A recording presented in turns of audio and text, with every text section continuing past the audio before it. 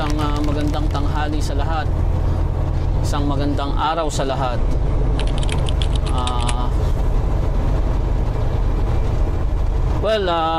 Since inaantok ako, sabi ko, try ko na lang na sagutin yung mga ibang questions sa akin, ano? Kasi may mga nare-receive ako na questions sa nice. Facebook at sa email, meron din.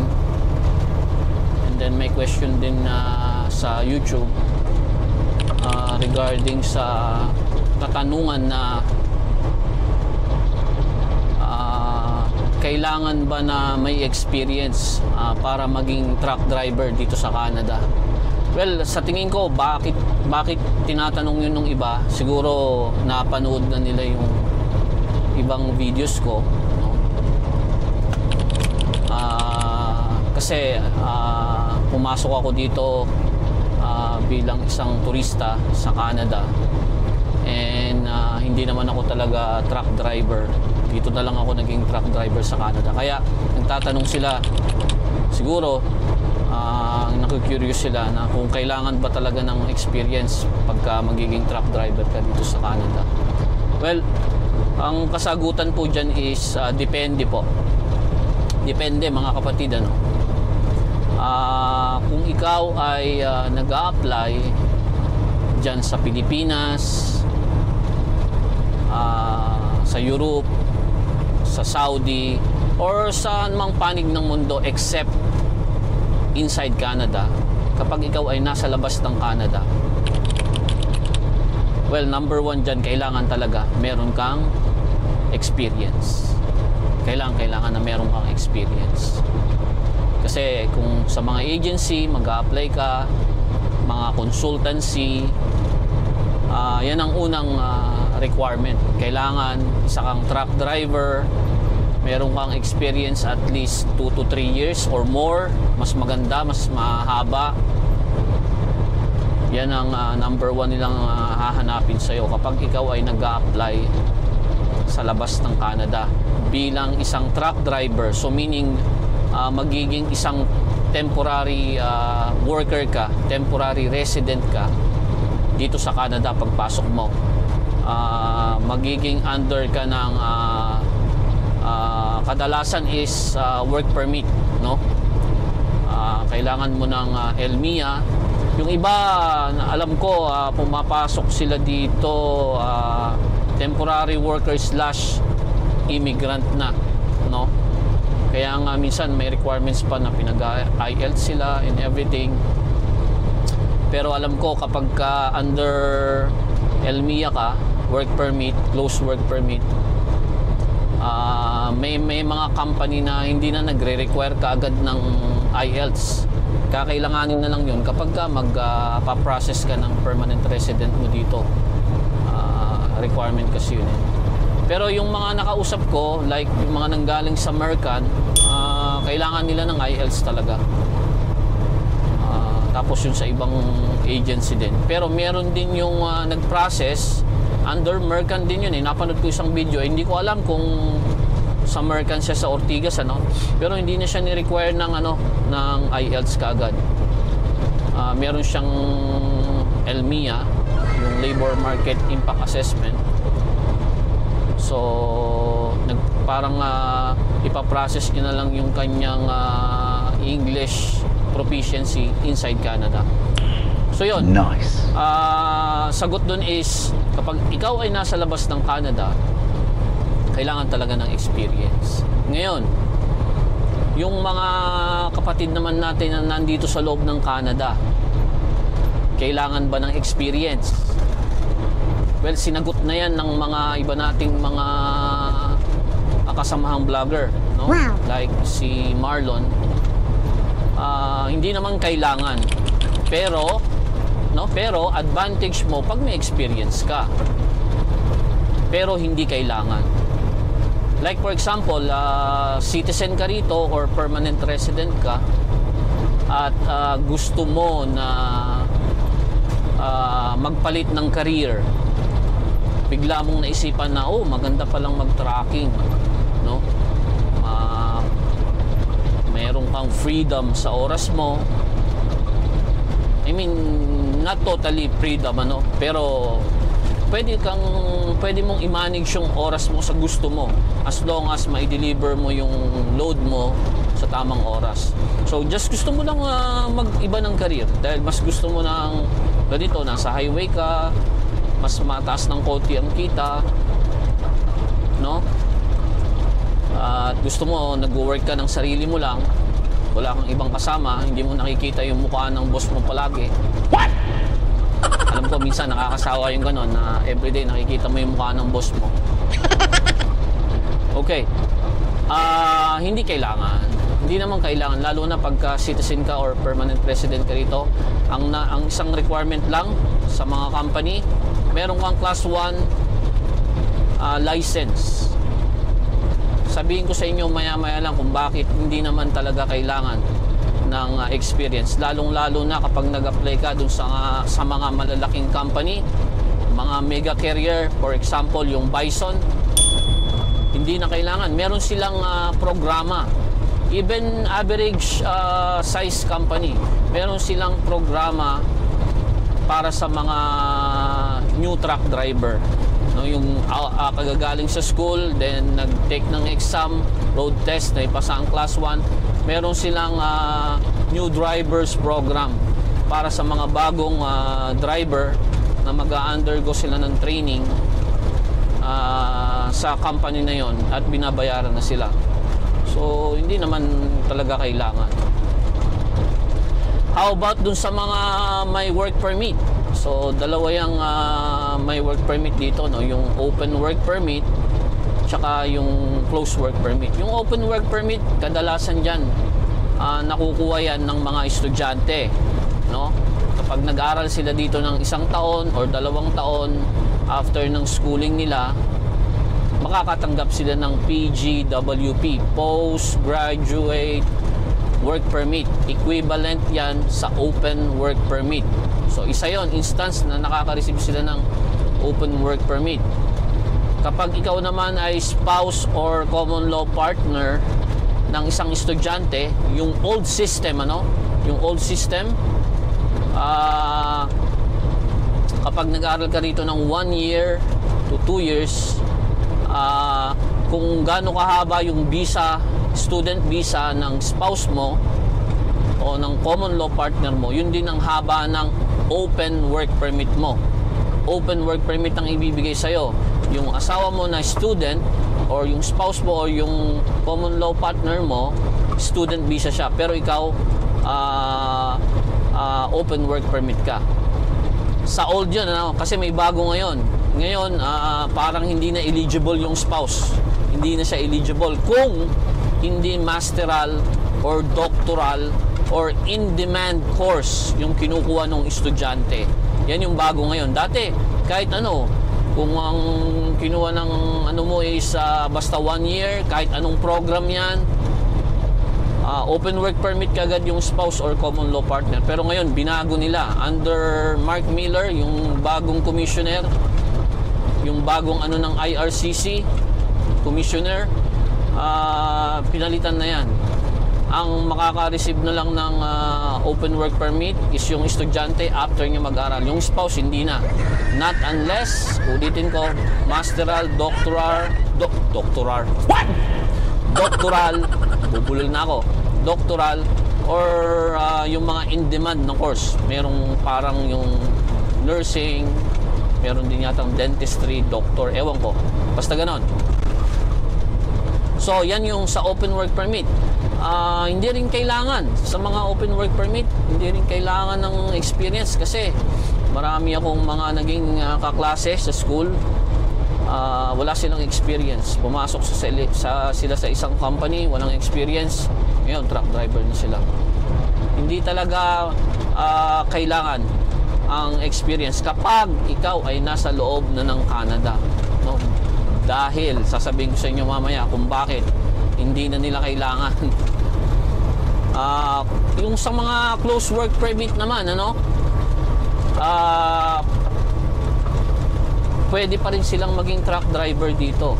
Pero syempre, mas okay na yung tapusin mo na lang yung kontrata mo dyan sa kung ano man ang trabaho mo. Alam mo, sa restaurant ka, sa agriculture ka, kung saan ka man, pumasok ka ng Canada as a close work permit, mas maigi pa na tapusin nyo na yan, mag-permanent resident kayo, at kung may balak kayong maging truck driver, tsaka na lang kayo kumuha ng license. Pero dun sa mga meron mang nangyayari, no, kababayan natin na umalis dun sa trabaho niya na close work permit siya, no? Umalis siya dahil hindi niya nagustuhan. May mga options pa rin naman eh. Pwede pa rin kayong mag-process ng lisensya nyo while working dun sa current work nyo, and then later on, kapag may chance na kayo pumasok sa industry ng trucking, then makakapasok kayo. Hindi talaga kailangan yung experience. Masasabi ko yan kasi napagdaanan ko. Pumasok ako dito sa Canada as a tourist, no? Tourist ako. Sabi nga ni Boss Marco, si Pinoy Trucker, shout out sa'yo, boss. Idol natin. Isang magaling na truck driver dito, isa sa mga kauna-unahang mga nag-vlog dito, no? Sikat na vlogger natin yan. So alam ko yung mga subscriber ko sa YouTube and Facebook is subscriber na ni Boss Marco. Yung mga hindi pa, subscribe kayo sa kanya, marami kayong matututunan, promise. Sabi sa akin ni Boss Marco nung na-meet niya ako, ako pa lang daw yung alam niya, kilala niya na Pilipino na pumasok sa Canada na tourist at nag-convert, kumuha ng Class 1 license at nag-convert para maging truck driver. So kung ako nga ang kauna-unahan, i-claim ko na lang, ako ang kauna-unahang turista na Pilipino na naging truck driver dito sa Canada. No. As of now. So kung meron kayong kakilala na mas nauna sa akin, nakakuha ko ng license dito is November, nung nakapasa ako November 2022. So kung merong mas nauna pa sa akin noon, then hindi ako ang kauna-unahang Pinoy na turista na naging truck driver dito sa Canada. But anyways, yun nga, kung ikaw naman ay isang turista, no, at pumasok dito, para sa akin, ano, hindi na advisable. Hindi ko ina-advise na pumunta kayo dito. Kung kayo nagbabalak, pakaisipin nyo munang mabuti dahil mahirap. I tell you, mahirap. Meron tayong isang kababayan na ginaya yung pathway ko, no? Napunta rin siya sa Winnipeg. Shoutout sa'yo, pare, kung nanonood ka. I hope makabumalik ka rito. Nakapasa na siya ng Class 1 and everything. Tourist din siya. Nakakuha siya ng lisensya. Nag-advise ako sa kanya kung ano mga gagawin. Nakapag-work din siya dito kahit papano. But then, hindi siya makahanap ng employer na magbibigay sa kanya ng LMIA para makakuha siya ng work permit. So, ang nangyari, it's a family decision. Nag-decide sila bilang pamilya. At yung twist doon, ano, kasama niya pa yung pamilya na pumunta rito. So, bilib na bilib ako dyan kay kapatid na Jomel. Jomel ang name niya. Shout out sa'yo, pare. Kamusta ka na dyan? Message mo ako paminsan-minsan. So, bumalik siya na ng Pilipinas after, I think, 10 months ng stay dito sa Canada, no? Siguro, ang plano niya pa rin is babalik dito since meron pa rin naman siyang visa. Pero, kagaya ng sabi ko, mahirap nang pumasok dito as a tourist. Yung nangyari sa akin is timing. Magandang timing at may kasamang swerte na rin. Ano? At syempre, may guidance ng galing sa taas na ibinigay sa akin. Siguro talagang para sa akin yun.